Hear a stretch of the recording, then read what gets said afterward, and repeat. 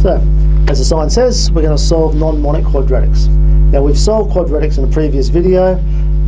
We're able to turn them from numbers added together into numbers multiplied together and apply our null factor law.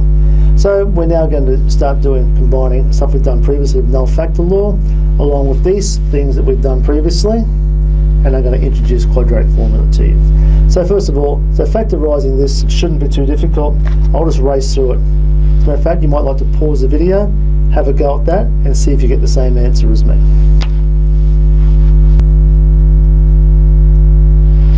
Alright, so there it is in its factored form. So apply null factor law, either the first bracket or the second bracket is 0. If the first bracket is 0, x must be negative 1/3. And if the second bracket is 0, x must be equal to positive 4. So there's our two solutions. Now, once again, completing the square, you're very good at that. Once again, you might want to pause, have a go at it, see if you get the same answer as me. So here I'll do it, and then we'll see if we agree when you come back and join me.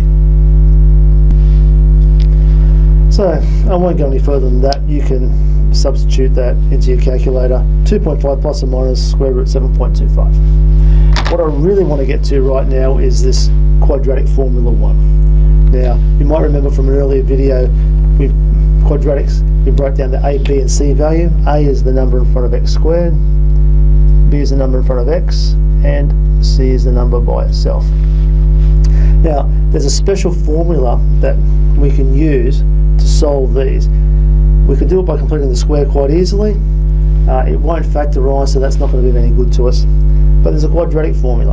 And if you know how to do completing the square as a really good upper level A type question, you might like to have a go at generating this yourself. So here's what you're headed towards. So the formula, the values of x that are needed to make this quadratic equal to 0 can be worked out as following.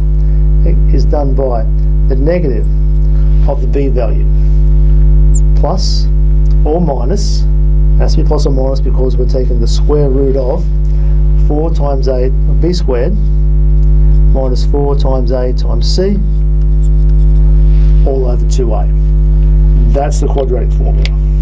In a moment I'll clear the board off and I'll finish it off for you. Now, like I said, that's the quadratic formula. You need to know that, you need to memorize that. If you want to be an upper level A type student, I'd like you to be able to rearrange this, the general form of a quadratic. By rearranging that, by completing the square, you can produce that. If you can do that, you're going sensationally. So, let's use this formula now to find the values of x needed to make this statement here true. We're just filling in from left to right now. So it's the negative of the b value. The b value is negative 4 plus or minus the square root of negative 4 squared minus 4 times a value is 3 times the c value is negative 5 all over 2 times the a value. Please be careful when you write this down. Some lazy things that people do are as follows. They don't make the square root symbol go all the way to the end. They don't do the divide line all the way across. They might put it just here under the root symbol, for example, and then they'll go and muck up by not doing the correct divisions. And they forget to do negative of a negative appropriately. So there's some things just to watch out for. So from there, the negative of negative 4 is positive 4. We add or subtract the square root of. That's 16. A negative times a negative is a positive. 3 4s are 12. 12 5s are 60. All over 6.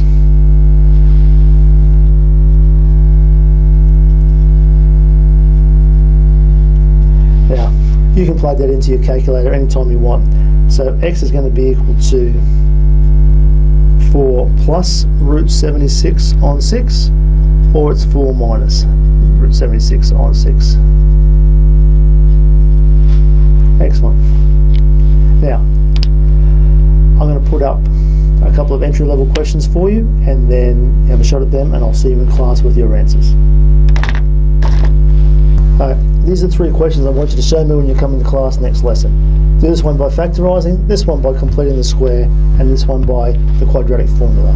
Alright, I'll see you in class.